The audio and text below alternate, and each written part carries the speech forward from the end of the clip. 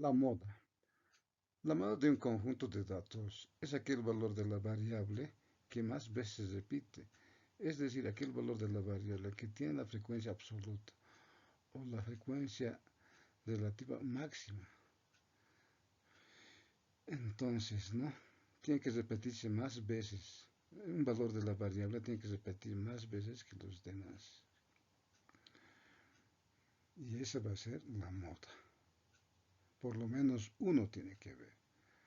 Si todos los valores de la variable se repiten el mismo número de veces, empate, o sea, empate en el número de veces que se repiten, el conjunto de datos no tendría moda. Es decir, no siempre un conjunto de datos tiene moda. Es una desventaja esta cualidad, esta característica de la moda. Si no tiene moda, entonces no nos va a aportar mucho en el estudio. Para que exista moda, por lo menos un valor de la variable debe repetirse más veces que los demás de la variable. Por eso va el hecho de decir empate. Tiene que haber un desempate, ¿no? Por lo menos un valor de la variable debe repetirse más veces que los demás valores de la variable. ¿Podrán ser dos que se repitan más veces? Sí. ¿Podrán ser tres? Sí. Si solamente hay un valor de la variable, a ver, si solamente hay un valor de la variable que se repite más veces que los demás, se llama unimodal, una sola moda. Si hay dos valores de la variable que se repiten más veces que los demás, entonces estaríamos en el caso de bimodal, dos modas. Si tenemos el caso de que hay tres valores de la variable que se repiten más veces que los demás, entonces estaríamos en el caso de trimodal, que tiene tres modas. Lo que se ve acá es trimodal. Si tenemos cuatro valores que se repiten más veces que los demás valores de la variable, estaríamos en el caso de tetramodal. Si hay cinco valores de la variable que se repiten más veces que los demás, estaríamos en el caso de pentamodal. Si son seis o más valores, ya estaríamos hablando de multimodal en general. Ahora, entiéndase en el bimodal, por ejemplo, si hay una variable, si un valor de la variable se repite, digamos, 5 veces, y otro también 5 veces, sería bimodal. ¿No? O sea, esos dos valores tienen que repetirse el mismo número de veces. No puede ser que un valor se repita 5 veces y el otro 4 veces. No, ahí no habría la bimodalidad, sería unimodal. Entonces, si un valor se repite 5 veces, para que exista, bimodalidad, el otro valor de la variable también tendría que repetirse 5 veces. ¿Qué tal si acá esto es un valor de la variable se repite, digamos, 8 veces? Este otro valor se repite 8 veces.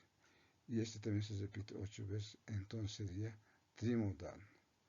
¿Qué tal si acá se repite 8 veces y este 7 veces? No sería trimodal, porque tienen que tener el mismo número de veces de repitencia los que son candidatos para ser modas, ¿no? Entonces, muy importante el concepto, entenderlo en su real magnitud. Moda de datos no agrupados. Para la moda de datos no agrupados, debe seguir las siguientes etapas. Ordenar los datos de la variable en forma ascendente o descendente, sin omitir los valores repetidos. Ya hemos indicado en otros ejercicios, en otros puntos. Etapa 2. Hallar la moda aplicando la definición correspondiente. ¿Cuál es la definición? Esta, pues. X sub j va a ser la moda siempre que este X sub j se repita más veces en el conjunto de datos, más veces que los demás valores de la variable en el conjunto de datos. Si no hay esa cualidad, entonces no habría moda. Podría haber unimodal, bimodal, trimodal, tetramodal, pentamodal, etc. ¿No? Como ya explicamos hace rato. Es sencillo ahí. Hay que ordenar en forma ascendente. Moda de datos agrupados sin intervalos de clase. Si se conocen las frecuencias absolutas, ¿no? Entonces, acá tenemos un cuadrito hipotético, ¿no? Eh, donde se ve el valor observado y la frecuencia absoluta. Valor observado, frecuencia absoluta. Valor observado, frecuencia absoluta. Y así. Entonces, ¿qué me interesa acá?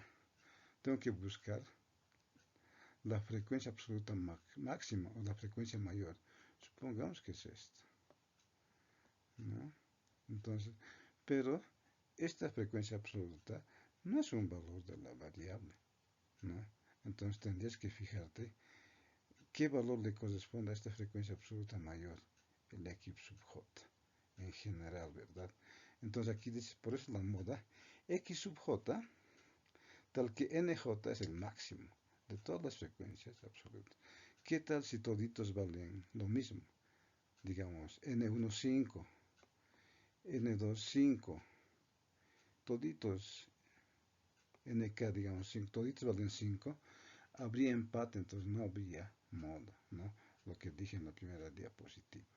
Podría haber acá unimodalidad, bimodalidad, trimodalidad, tetramodalidad, pentamodalidad, ¿no? Todas las posibilidades. Si se conocen las frecuencias relativas, fíjense, es prácticamente lo mismo, ¿no? Tienes que fijarte, ahí está, el valor de la variable, frecuencia relativa. Igual, el mismo criterio. Solamente tienes que fijarte dónde está la frecuencia relativa máxima o mayor. Supongamos que está acá. ¿No? Igual, X sub J, tal que F sub J es el máximo, la frecuencia relativa máxima. Si todas las frecuencias relativas tienen el mismo valor, no habría moda, ¿no? Si hay dos frecuencias relativas que tienen el mismo valor, habría bimodalidad, ¿no? Si hay un solo valor que es mayor a las demás frecuencias relativas, habría unimodalidad, y así, según lo que ya expliqué antes, ¿no? El mismo criterio que de lo anterior, solamente aquí que está jugando su rol la frecuencia relativa. La moda de datos agrupados con intervalos de clase. Si se conocen las frecuencias absolutas y la distribución de frecuencias es de anchos iguales.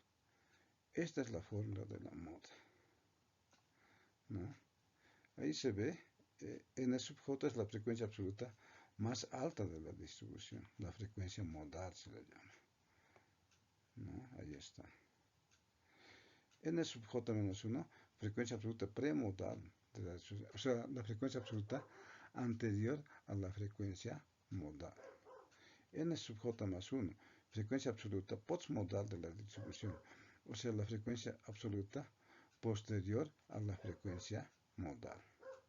LJ-1 hasta LJ, la clase modal, ¿no? Antes hemos hablado de la mediana, la clase mediana. Es la clase modal, es parecido a la clase mediana.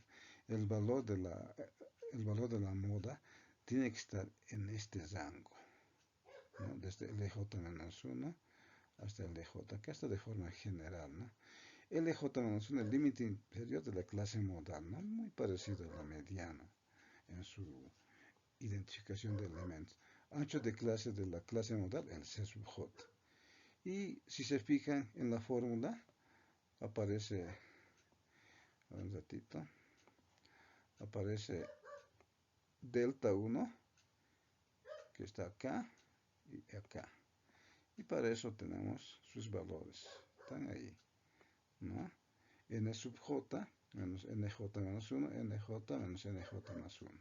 Entonces con eso hay que calcular sus valores y después reemplazas, ¿no? Entonces este es el caso de anchos iguales. Alguien dirá, pero si son de anchos desiguales o diferentes, enseguida vamos a describir. Si son frecuencias relativas a la distribución, son de anchos iguales de forma similar. No muy frecuente, pero se puede ocurrir. Fíjense, frecuencia relativa más alta de la distribución, la frecuencia modal, FJ-1, frecuencia relativa premodal, ¿no? O sea, la frecuencia relativa anterior a la frecuencia modal. Y FJ más 1, frecuencia relativa postmodal, o sea, la frecuencia relativa posterior a la frecuencia modal. LJ menos 1 hasta LJ, la clase modal.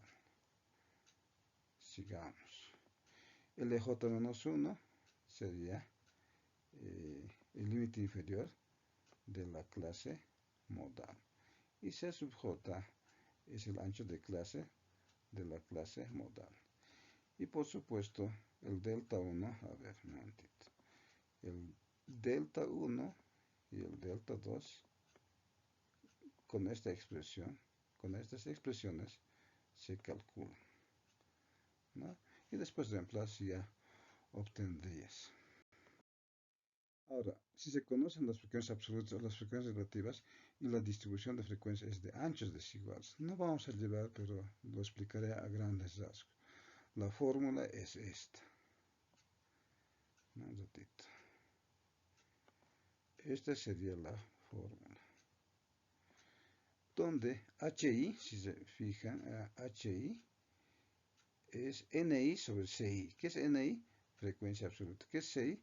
Ancho de clase, ¿no? Altura, dice, HI es altura si se conocen frecuencias absolutas. O dice HI, FI sobre CI, altura si se conocen frecuencias relativas. O sea, si quieres hallar la moda de una distribución de frecuencias con anchos desiguales, debes trabajar con alturas, ¿no?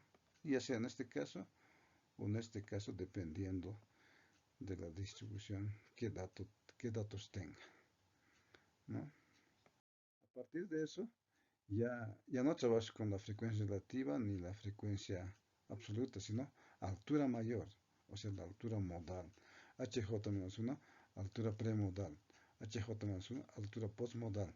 LJ, clase modal.